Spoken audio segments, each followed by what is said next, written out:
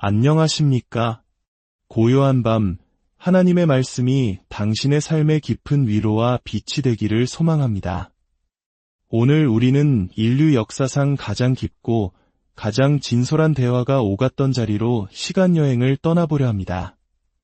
바로 예수님께서 십자가에 달리시기 전날 밤, 사랑하는 제자들과 함께한 마지막 저녁 식사 자리입니다.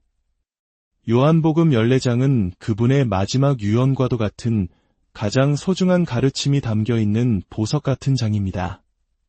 본격적으로 이 은혜로운 말씀을 듣기 전에 잠시 여러분의 도움이 필요합니다.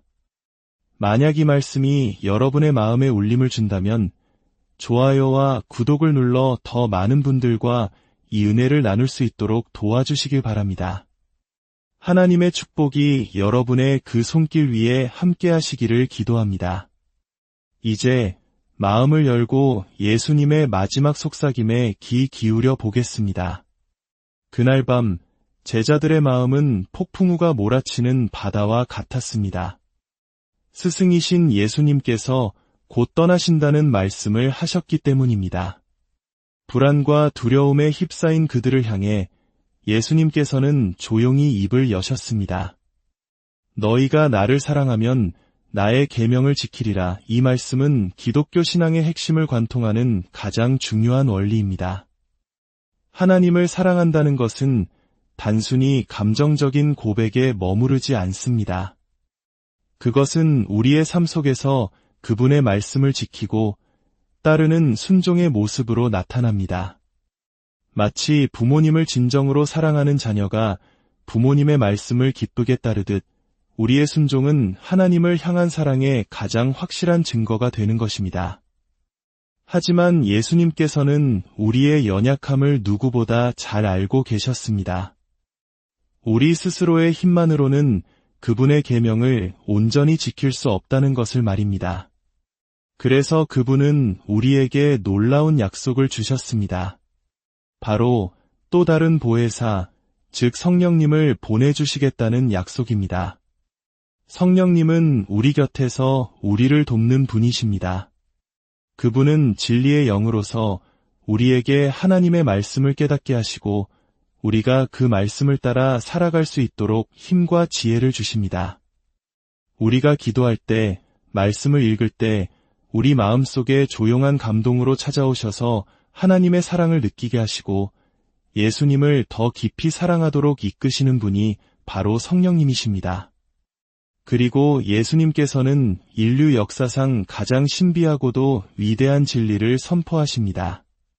그날에는 내가 아버지 안에, 너희가 내 안에, 내가 너희 안에 있는 것을 너희가 알리라. 이것은 참으로 놀라운 말씀입니다.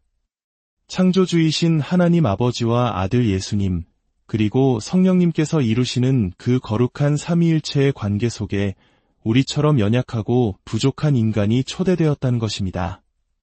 이것은 단순한 비유가 아닙니다. 우리가 예수님을 믿고 사랑할 때 그분은 성령님을 통해 실제로 우리 안에 거하시며 우리와 하나가 되십니다. 이는 마치 포도나무와 가지의 관계와도 같습니다. 가지가 나무에 붙어 있을 때 생명을 공급받고 열매를 맺듯이 우리도 예수님 안에 거할 때 비로소 참된 생명을 누리고 사랑과 희락과 화평과 같은 성령의 열매를 맺을 수 있습니다. 한국 문화에서 가족 간의 깊은 유대감을 표현하는 정이라는 개념이 있듯이 하나님께서는 우리와 그보다 더 깊고 끈끈한 영적 가족 관계를 맺기 원하십니다. 이 신비로운 연합의 결과는 무엇일까요? 예수님께서는 계속해서 말씀하십니다. 나의 계명을 지키는 자라야 나를 사랑하는 자니 나를 사랑하는 자는 내 아버지께 사랑을 받을 것이요 나도 그를 사랑하여 그에게 나를 나타내리라. 여기서 우리는 하나님의 두 가지 사랑을 발견하게 됩니다. 첫째는 세상을 향한 보편적인 사랑입니다. 하나님께서는 의인이나 악인이나 구분 없이 모든 사람에게 햇빛과 비를 내려주시듯 모든 인류를 사랑하십니다. 하지만 두 번째 사랑은 조금 더 특별합니다. 그것은 하나님의 말씀에 순종하며 그분을 사랑하는 자녀들에게 부어주시는 친밀한 사랑입니다. 이것은 마치 부모가 여러 자녀를 모두 똑같이 사랑하지만 유독 부모의 마음을 잘 헤아리고 순종하는 자녀에게 더 깊은 기쁨과 만족을 느끼는 것과 같습니다. 하나님께서는 당신의 뜻대로 살아가려 애쓰는 우리의 모습을 보시며 기뻐하시고 그 관계를 즐거워하십니다. 그리고 그 사랑의 증거로 예수님께서는 우리에게 자신을 나타내시겠다고 약속하십니다. 이것을 우리는 하나님의 임재라고 부릅니다. 이 임재는 우리의 생각과 감정을 통해 나타납니다. 성령님께서는 우리의 생각에 영감을 주셔서 말씀을 더 깊이 깨닫게 하시고 우리의 감정을 만져주셔서 세상이 줄 수 없는 평안과 기쁨을 느끼게 하십니다. 때로는 기도 중에, 때로는 찬양 중에, 때로는 일상의 작은 순간들 속에서 우리는 하나님의 살아계심을 경험하게 됩니다. 이것은 마치 캄캄한 밤길을 걷는 이에게 등불을 비춰주는 것과 같습니다. 하나님의 임재는 우리의 삶의 여정에서 방향을 잃지 않도록 우리를 인도하는 빛이 됩니다. 이제 예수님의 가르침은 그분의 죽음이라는 가장 무거운 주제로 향합니다. 제자들에게 그분의 죽음은 세상의 끝과 같은 절망이었을 것입니다. 그러나 예수님께서는 그들에게 죽음에 대한 완전히 새로운 관점을 제시하십니다. 너희가 나를 사랑하였더라면 내가 아버지께로 감을 기뻐하였으리라. 예수님께 그분의 죽음은 끝이 아니라 영광스러운 아버지께로 돌아가는 과정이었습니다. 그것은 사탄의 승리가 아니라 인류를 구원하시려는 하나님의 위대한 계획의 성취였습니다. 그리고 무엇보다도 그것은 아들로서 아버지 하나님을 향한 가장 위대한 사랑의 표현이었습니다. 세상으로 아버지를 사랑하는 것과 아버지께서 명하신 대로 행하는 것을 알게 하려 함이로라. 예수님께서는 십자가의 고통을 통해 아버지의 뜻에 온전히 순종하심으로써 아버지를 얼마나 사랑하시는지를 온 세상에 증명해 보이셨습니다.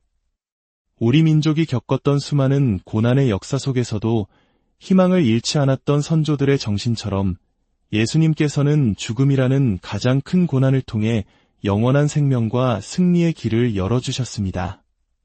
사랑하는 성도 여러분, 요한복음 14장은 단지 2000년 전의 이야기가 아닙니다. 오늘을 살아가는 우리 모두를 향한 예수님의 사랑의 편지입니다. 우리가 예수님을 사랑하고 그분의 말씀에 순종할 때 성령님께서 우리 안에 거하시며 우리를 도우실 것입니다. 하나님 아버지께서는 우리와의 관계를 기뻐하시며 특별한 사랑을 부어주실 것입니다. 그리고 예수님께서는 당신의 임재로 우리의 생각과 감정을 만져주시며 세상이 줄 수 없는 참된 평안과 기쁨을 허락하실 것입니다. 때로 삶이 힘들고 어려워도 죽음의 그늘이 우리를 위협하는 것처럼 느껴질 때에도 예수님께서 보여주신 승리의 본을 기억하십시오. 우리의 마지막은 끝이 아니라 영원한 아버지의 집으로 돌아가는 영광스러운 시작입니다. 이제 잠시 함께 기도하는 시간을 갖겠습니다. 거룩하신 하나님 아버지, 오늘 예수님의 마지막 가르침을 통해 저희에게 귀한 진리를 깨닫게 해주시니 감사합니다. 저희가 주님을 사랑한다고 고백할 뿐만 아니라 삶 속에서 주님의 말씀을 지키며 살아가는 참된 사랑의 사람들이 되게 하여 주시옵소서.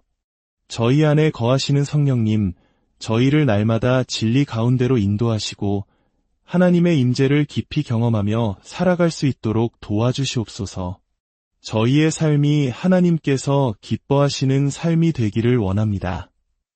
우리의 모든 삶을 주님께 맡겨드리오며 이 모든 말씀 우리를 사랑하시는 예수 그리스도의 이름으로 기도드립니다. 아멘. 주님의 평안이 여러분과 항상 함께 하시기를 축원합니다.